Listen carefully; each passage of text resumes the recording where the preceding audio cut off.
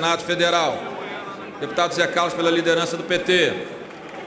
Vamos em frente. O que tem agora? Senhor presidente, Alexandre, o que é agora? senhoras deputadas, senhores deputados, eu quero aqui abordar um tema hoje que permeia toda a imprensa e todas as conversas políticas, que é a questão da prisão de quem responde processo e é condenado por um órgão de segunda instância. Eu me refiro a um tema cuja importância é crucial para qualquer ser humano, porque ele trata da sua liberdade. Mas antes de abordar a tese que quero discutir, a tese constitucional, a tese legal, a tese da Carta Magna, eu quero voltar um pouco aqui ao tempo e lembrar que esse assunto, em 2009, foi julgado pelo Supremo Tribunal Federal e, naquela ocasião, por 7 votos a 4, 7 votos a 4, isto é, 70% dos ministros que votaram disseram que essa prisão não seria constitucional. Posteriormente, em 2016, o Supremo volta a se reunir para tratar do mesmo tema e, desta vez, totalmente dividido, 6 votos a 5, ele diz que essa prisão pode ser efetuada após uma condenação de segunda instância. Ora, a Constituição é muito clara no seu artigo 5º. Essa Constituição que todos nós aqui juramos defender, ela é muito clara no seu artigo 5º. E eu queria começar a analisar aqui o inciso 35, que fala: a lei não excluirá de apreciação do Poder Judiciário lesão ou ameaça a direitos. Portanto, a lei, o Supremo Tribunal Federal não pode, em nenhuma hipótese, conforme a própria Constituição, que está aqui escrito, não pode se furtar de tratar essa questão.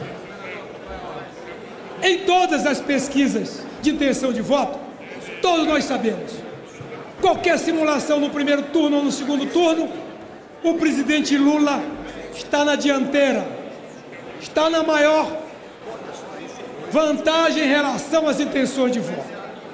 Isso significa, senhores deputados e deputadas, que, em primeiro lugar, o povo brasileiro sabe da importância de Lula para o país nessa eleição. Significa também dizer que o povo não está convencido da culpa do ex-presidente naquilo em que ele foi condenado, que é o caso do Triplex. O Triplex, que está em nome de uma empresa e agora parece que em nome de um banco, foi condenado sem provas, rasgando-se o Código Penal. A presidente do STF tem julgado, tem dito que não tem interesse em pautar esse julgamento novamente. Com todo respeito, eu não posso concordar com a ministra Carmen Lúcia. O STF não vai se apequenar por discutir esse assunto ou qualquer outro tema que diz respeito à prisão à liberdade de alguém.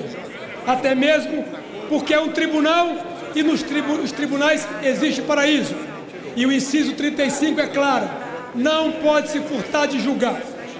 No meu entendimento, o STF, para se apequenar, vai se apequenar sim, sucumbindo à pressão da grande mídia e dos seus interesses capitalistas, frustrar a vontade da maioria da população brasileira de votar naquele em que ela vê como mais confiável para governar esse país. A nossa Constituição também é muito clara, é cristalina.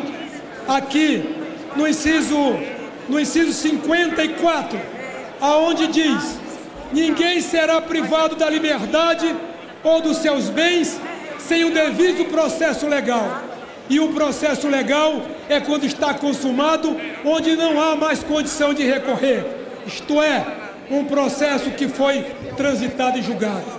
Na mesma Constituição, no mesmo artigo 5º, o inciso 57 diz: ninguém será condenado, culpado, até trânsito em julgado da sentença penal condenatória. Então, o Supremo Tribunal Federal, ao entender que não pode julgar, ou que deve ser preso alguém que está condenado apenas por um colegiado, está rasgando essa Constituição que todos nós aqui juramos defender. Não resta dúvida disso. E ele o faz porque tem receio da pressão popular e da própria ineficiência dele, que custa muito ao julgar os processos. Se quer mudar a Constituição, vamos mudar o Código de Processo Penal. Ele sim. Agora, para mudar essa Constituição, o STF não tem direito. Só quem pode fazer somos nós, parlamentares. Tem que vestir aqui, largar essa toga, se candidatar, ser votado, sentar uma cadeira aqui e propor uma alteração na Constituição. Mas a Constituição é clara: ninguém pode ser julgado, privado da sua liberdade, sem que tenha seu processo transitado e julgado. Portanto, no meu entendimento, repito, o STF irá se apequenar se não permitir que o ex-presidente Lula dispute as próximas eleições. Portanto, senhores deputados e senhoras deputadas, eu quero aqui finalizar dizendo a vocês: cabe a nós julgar ou alterar ou fazer qualquer retificação ou adendo a leis e à Constituição, e não ao Supremo. E o Supremo, como eu disse aqui, repito para finalizar, senhor presidente, não vai se apequenar. Se apequena sim, se sucumbir ao capital financeiro e à mídia golpista desse país. Muito obrigado, senhor presidente. Deputado Afonso, eu votei com o meu partido. Só para a gente ir nesse projeto que tem consenso aqui hoje, só um minutinho.